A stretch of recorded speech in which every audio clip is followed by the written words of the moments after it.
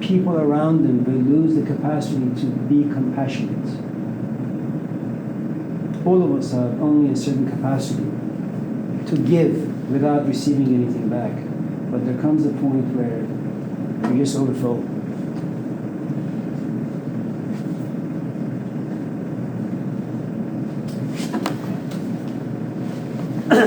So,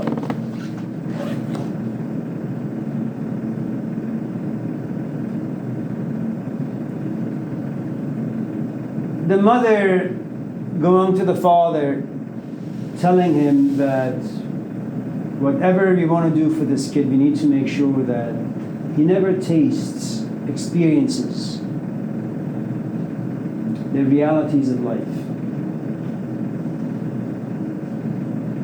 Just throw him in the world of pleasure, one pleasure after another. And just in case he begins to examine or question things, make sure he smokes and gets high. If smoking is not available, make sure he gets drunk. If that's not available, get into a fight. Just do whatever you can to make sure he doesn't reflect. For those of you who at times are pushed either by someone or by life into reflection, you know firsthand how difficult and painful it is when you really, honestly, sincerely begin to think about things. Sometimes, not always. Sometimes it's a relief. I suppose it depends where you are in life, your age, how much you understand, how much you're willing to endure pain, what your history is, if you have any traumas, if you have any unresolved issues lingering around for years.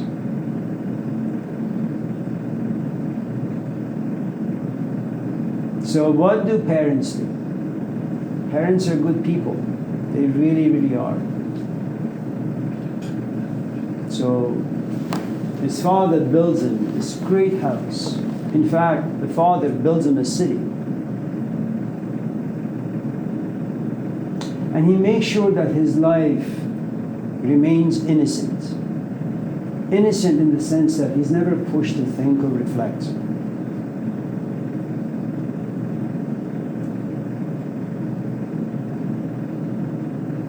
If you want to give this a try, next time you're on a date, and this man or this woman looks at you, and they have intense feelings for you, look at them and say, I appreciate the feelings you have for me, but this too shall pass. There will come a time where you will look at me and you will feel absolutely nothing. In fact, today I'm the bringer of joy. In a few weeks, you will feel as if I am the bringer of your suffocation. But none of this happens. Okay? The Buddha lives in this kingdom, lives in this kingdom where all he experiences is beauty, pleasure, joy, happiness. He is truly an American.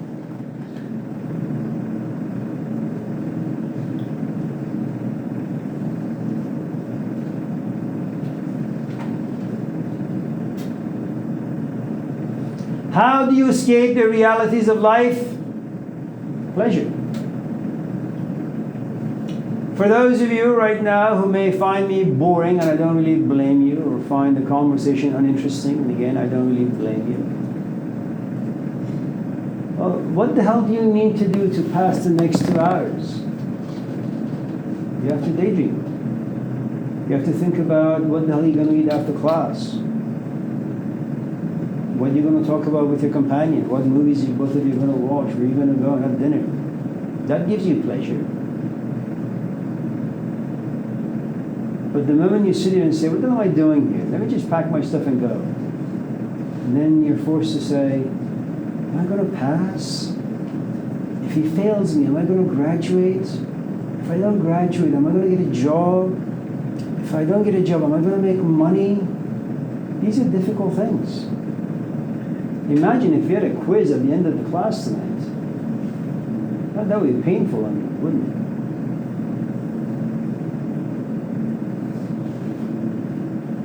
Right, Olinda?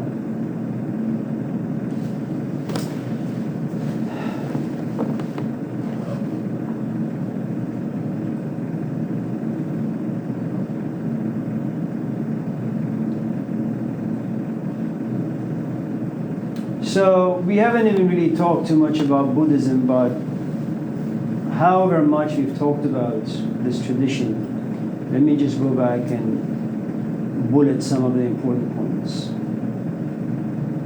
Men are wanderers.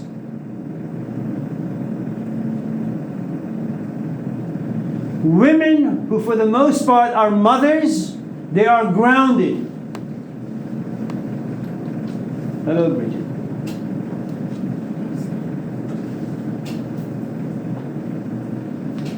Motherhood grounds you, gives you meaning.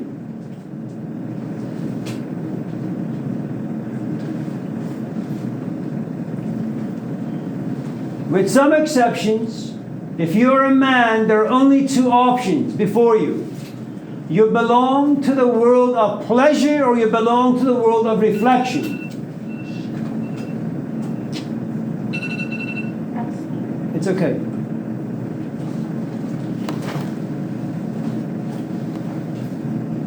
Reflection is painful. So you will do whatever you can to increase your world of pleasure.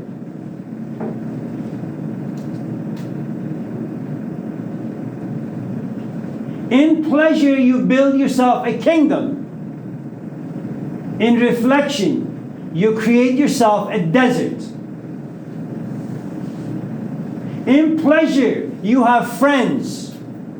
In pain, you are alone.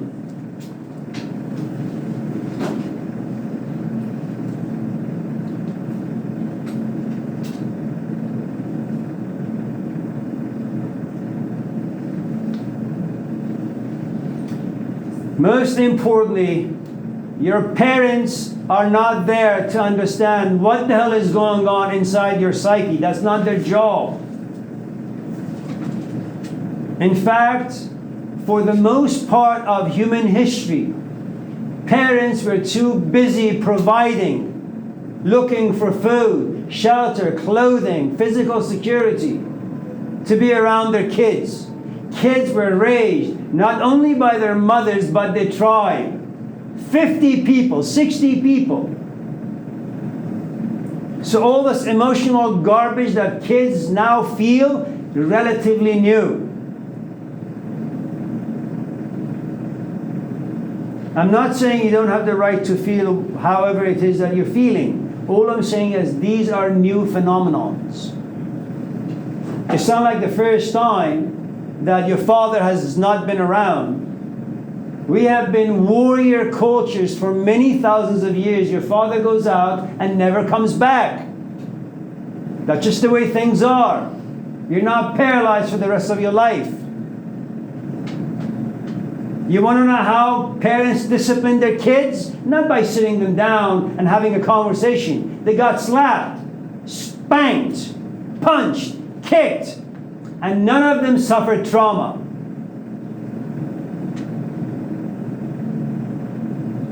Okay?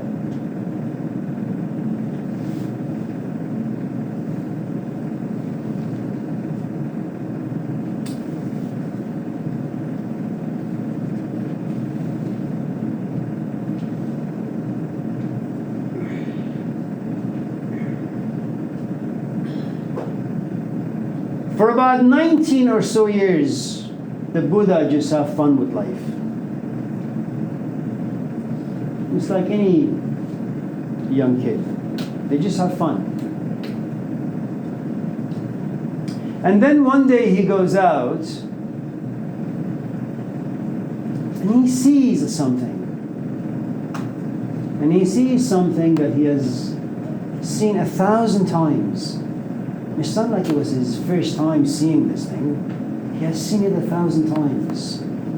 But he was really never in the right place to look at it, to see it for what it is. to be touched by it, to be haunted by it.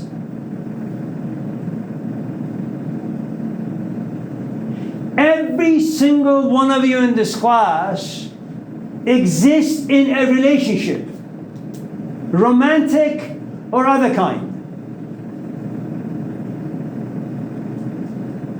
You have seen, felt, experienced that your relationship is getting old.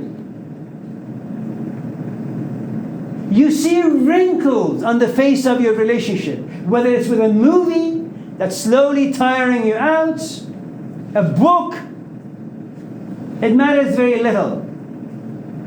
But you see it getting old.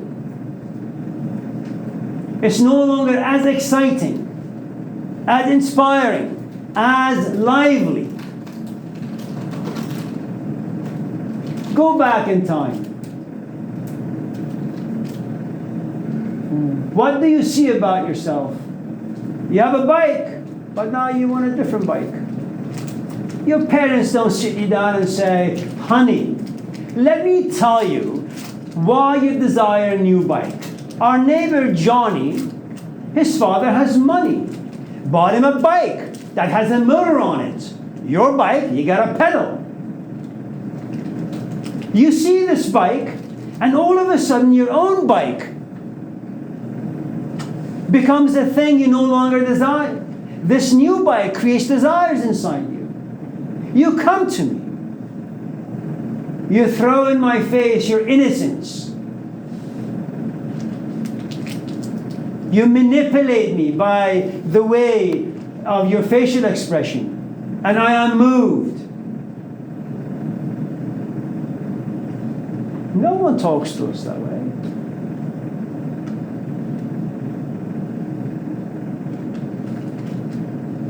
You didn't really need this iPhone 955. Your old phone was working just fine.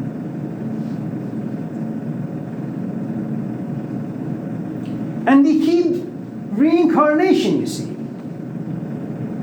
You and I relive the same experiences over and over and over and over again.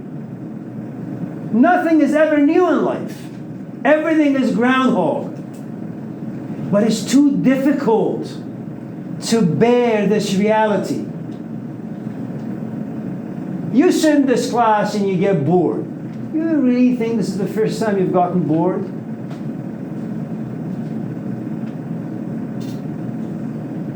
And you think that whatever you do to escape boredom in this class right now, for the next few weeks, you'll find boredom coming and visiting you when you get married.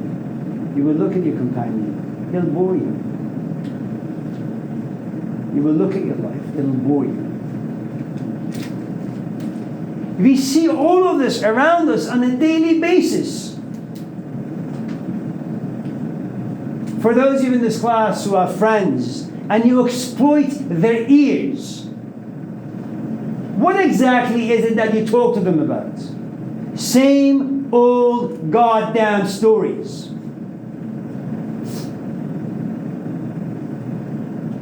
Does your friend ever tell you to shut up? No. They like the stories. It gives you relevance and meaning. It gives you purpose. It gives you identity. It gives value to your past.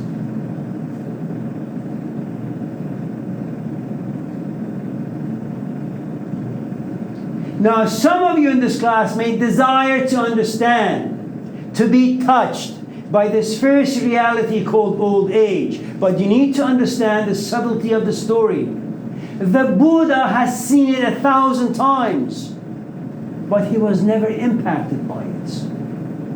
One morning he wakes up. There is an opening inside him. He is ready. And that is the tragedy for the Buddha. He is ready to receive the reality of life. And when you are ready to receive, it means that when it goes inside you, it won't come out.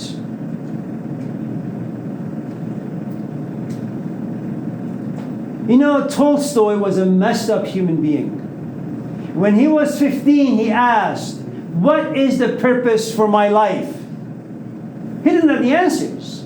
And it was too painful. So he distracted himself. And he was fine for the next 2, 3, 4, 5 years. Then the question came to him again at the age of 20. But he had enough resources to bring pleasure into his life. And 2 days later, he forgot the question. And he went back into the world of pleasure. And this happened numerous times. And then at the age of 35, 36, he wakes up and he looks at himself in the mirror and he says, "Leo, the hell are you doing?" And he tried to get rid of the question, but he couldn't. He couldn't sleep. He couldn't eat. He was rich, but his money all of a sudden didn't have any value. So he went into the stable and slept on the hay with all of his servants. He ate with them, spoke with them, drank with them. You need to understand the devastation of a reality in your life, and the very fact that you're not touched by it is because you're not in the right place. Go back to the saying, the Gospel of Matthew. You can't make the grass grow by pulling it. Inasmuch as you may want to be a Buddhist, inasmuch as you want to be touched by the reality of old age, so that you could value time, you could value youth, you could value energy, you could value your reflective abilities and powers. If you're not in the right place, it doesn't matter what you do. You will never be touched by it. It will leave you.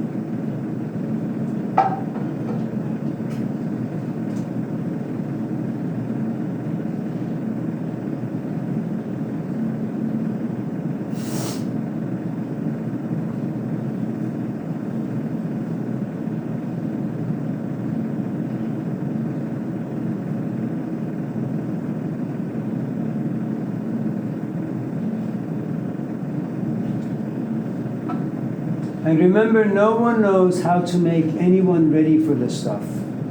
It's a mystery.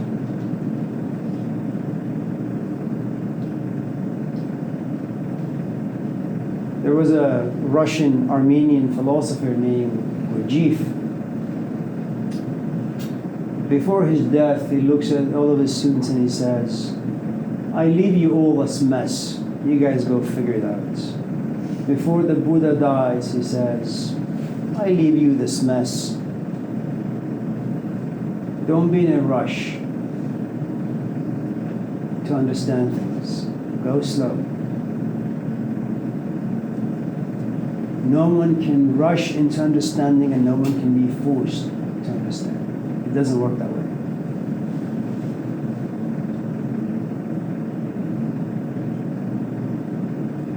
The next reality is sickness.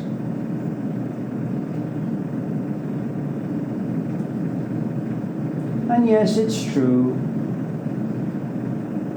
You lay on your bed and you have high fever, like Jane, who's not here. And then it pushes you to reflect about the value of health, your husband, your wife, your children, your house.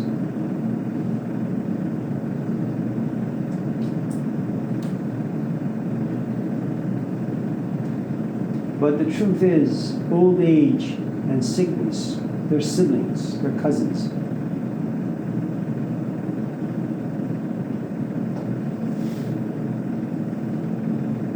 This is Karen. I hope you don't mind. It's all right. Because if you do, I can stop. It's all right. This is Karen. That's Rebel. That's Bridget. This is Amir.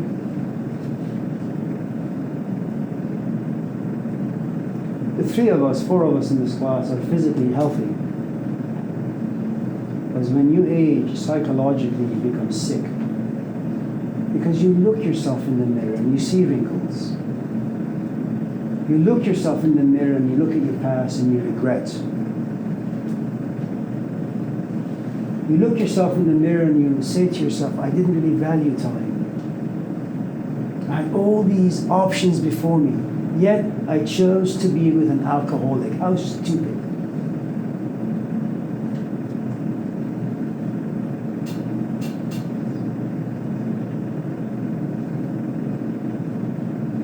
That's Allison.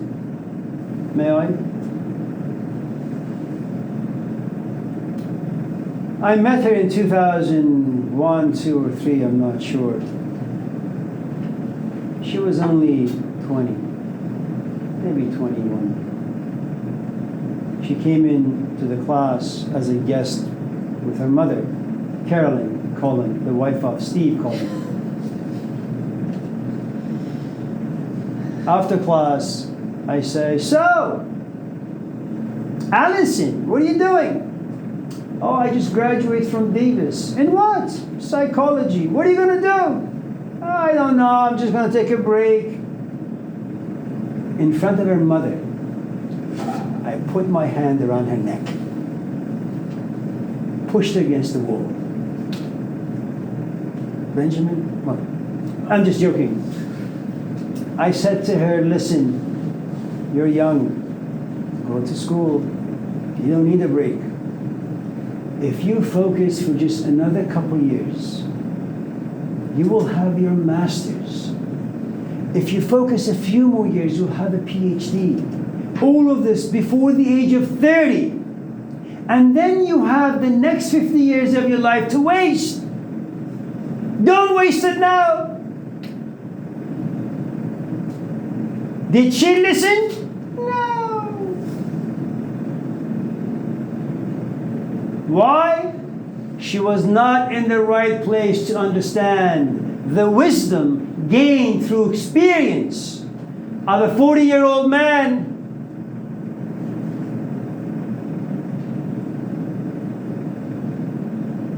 So she went away, she fell in love with Mike, and then Jack, and then Bill, and then Jill, and then Hill. She worked at In-N-Out, Home Depot, this and that. And then she went to school, and she became a professional masseuse, touching the body of ugly people.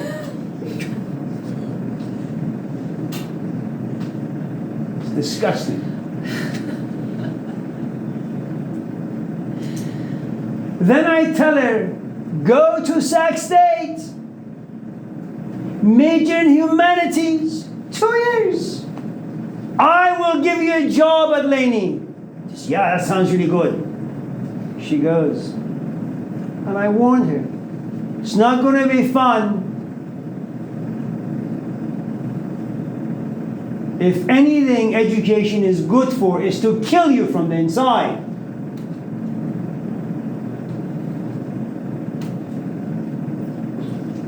Greg told me he might arrive. He is come. Great. Good morning. Would you like me to give you a cheese stick? Thank you, no. How about an orange? Thank you, no. How about a cookie that has poison in it? Thank you, no. I'm fine. It's good to see you. Thank you.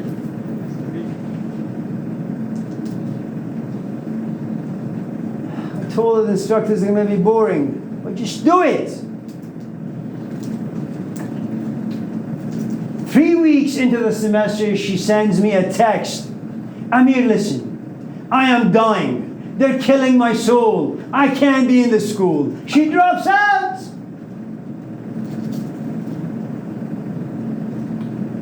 I replied to her text, Allison, you're 25. The path you're taking is no good. Soon you'll see yourself in the mirror. You'll be old, ugly, smelly. While you're young, do what you're supposed to. She waited. and waited and waited.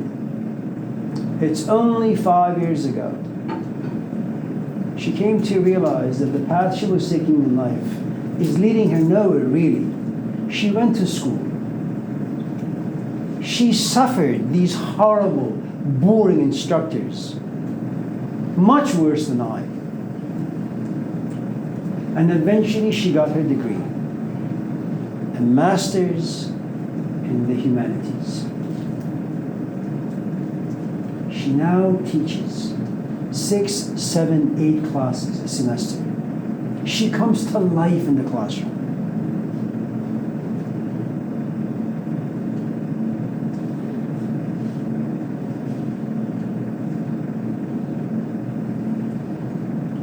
But you see, it doesn't matter who is in your life, and it doesn't matter how much wisdom they may have.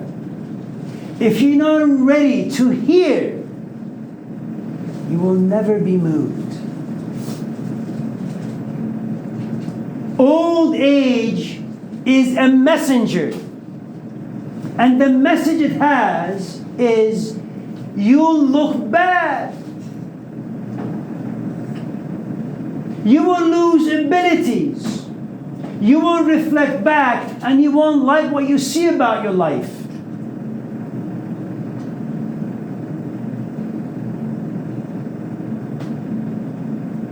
Go back to our conversation about yoga.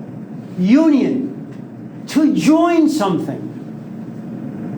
Benjamin looks at me. He is 20. I'm 60.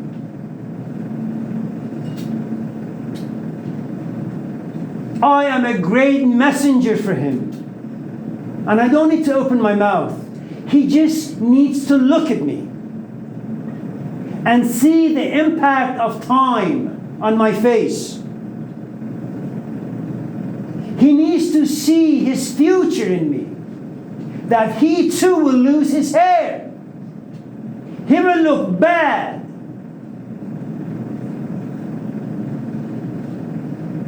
But you see, he's too deaf, dumb, and blind to see this message.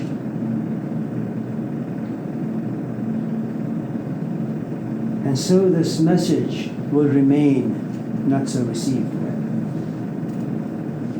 Wasn't there an Elvis song, Return to the Sender?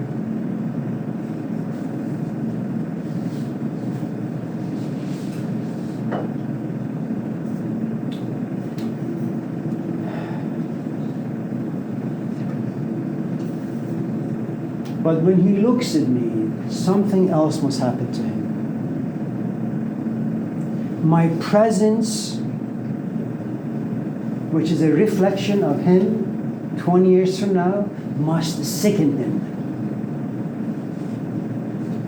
He must become disgusted by the fact that he is young and he is ignorant and he's stupid and he wastes time. But he's not there yet. Because he has hopes and he has dreams and he values them. Those hopes and dreams, despite being born out of ignorance, doesn't impact him. Because they give him purpose and relevance. So even if I come to class limping along, coughing, saying to him, I have a migraine headache, he says, oh, I'm sorry, I hope you feel better. I'm telling him, you idiot! I am your future. He won't get it.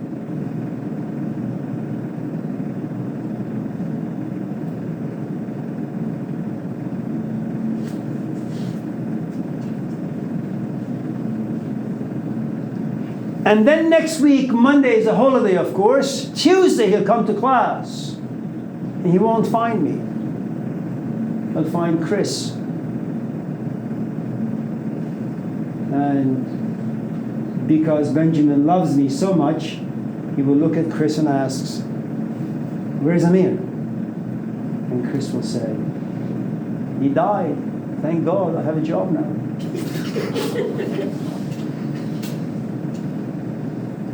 And Benjamin says, died? Died how? Who killed him? Old age and sickness. Oh, okay. So he wasn't a thug in the streets. No.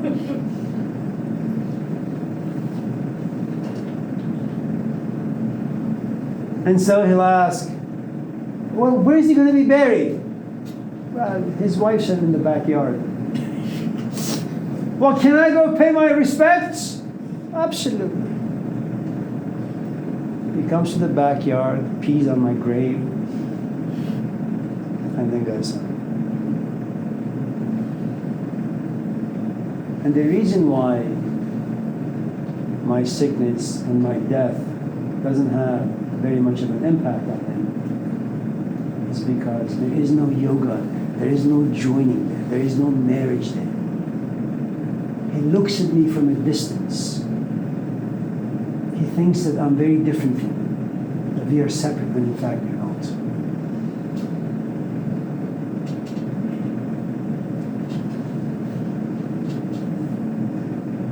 So when you read the story of the Buddha in the book that Karen gives you, the author will never give you these points.